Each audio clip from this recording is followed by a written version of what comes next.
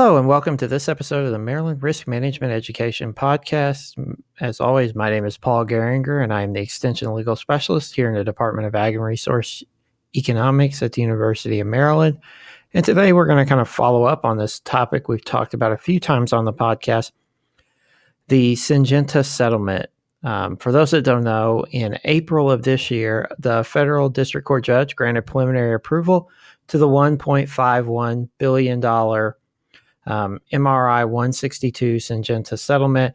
This settlement had been reached in September of 2017. It was officially announced in March of 2018 when the details were released to the federal district court. And with this settlement, it would settle claims by U.S. farmers for Syngenta bringing Viptera and Duracade corn varieties to market before approval in China.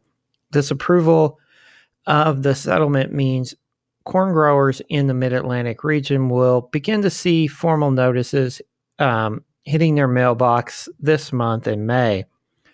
And the claims process will begin by the time this podcast is released. The claims process will have already started on around May 11th, 2018, and details will be in the notes as to how you can start, filing your claims if you haven't already seen it. Corn growers and eligible landlords will be able to file these claims electronically at cornseedsettlement.com. That'll all be in the notes.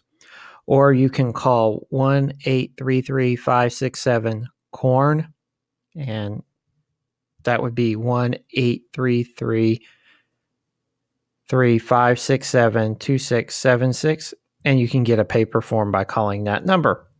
Corn growers and eligible landlords will have until October 12th, 2018 to file a claim. We're going to talk about what an eligible landlord is in this podcast. We haven't talked about that in past episodes. The settlement includes all U.S. corn growers, including those who opted out. I think we talked about this last time. If you opted out of the original lawsuit, you're potentially still in this lawsuit as well. The thing this settlement does, is it includes landlords whose base rental rates are based on yield or price, such as a flex lease based on yield or price, or a crop share lease. If you are a fixed cash landlord, you are not eligible to participate.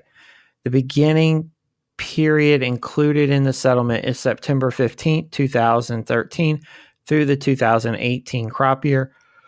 Corn growers and eligible landlords are not required to retain an attorney to collect any of this settlement. That's important to know. Almost anything you will get from these companies from the plaintiff's attorneys will remind you that you do not need to get legal counsel to help do this. There's potential issues if you do get legal counsel that whatever settlement you get out of this, whatever claim you get, will include attorney's fees for the attorneys you hire to help take you through the process. The other attorneys have fees built into the settlement. The settlement includes 4 classes. We've talked about this in the past, but just to refresh everybody's memories, Class 1 is growers and eligible landlords who did not use Duracade or Viptera. Class 2 is growers or eligible landlords who did use Duracade or Viptera. Class 3 is grain handlers, and Class 4 is ethanol plants. With each of these 4 classes, they're limited in the amount they can recover. Class 2 is limited to $22.6 million. Class 3 is limited to $29.9 million. Class 4 is limited to $19.5 million, and Class 1 receives the biggest amount. Class 1 is to receive a minimum of $1.44 billion. With the bulk of that settlement in Class 1, like it says, going to these corn growers and eligible landlords who did not grow this Duracade or Viptera seed. If a person qualifies in 2 classes, say 1 year, you partially grew Duracade and you might have grown and not grown it on other places, you're going to have to fall on the Class 2. But if you have 1 year where you did grow, 1 year where you didn't grow, then you're going to be able to take claims out of both pots. But you can't be compensated get a duplicate recovery. You can only collect one time on damages. So there's going to have to be some looking at that. And what's not included in the settlement, like we talked about in the past, is recovery for silage or fed on farm corn. Corn growers and eligible landlords in Class 1 and 2 will prove the amount they are entitled to recover using USDA's FSA Form 578.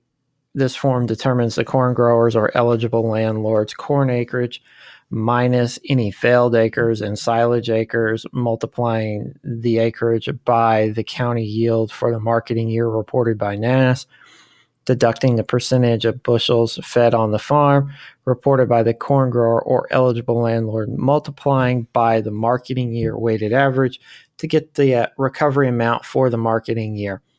These weighted averages for the marketing year are for 2013-14, 26%, 2014-15, 33%, 2015-16, 20%, 2016-17, 11%, 2017-18, 10%.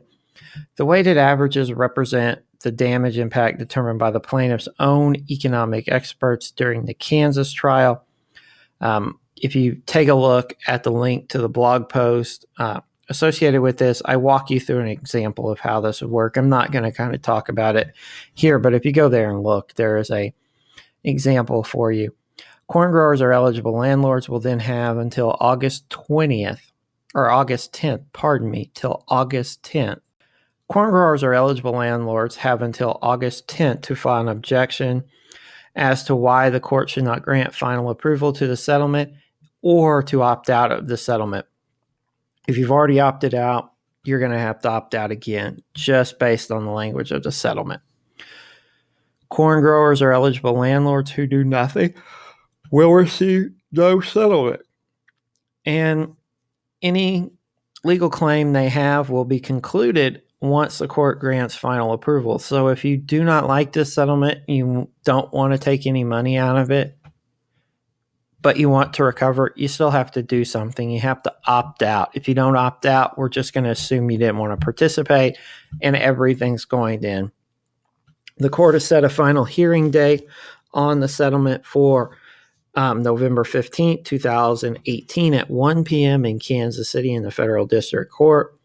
According to the preliminary order, preliminary approval, payment of settlement claims should happen no later than April 1, 2019. So we are still a little under a year away from farmers actually getting checks. It's going to take a while to go through the claims process to figure how we're going to divide this settlement up between the three classes.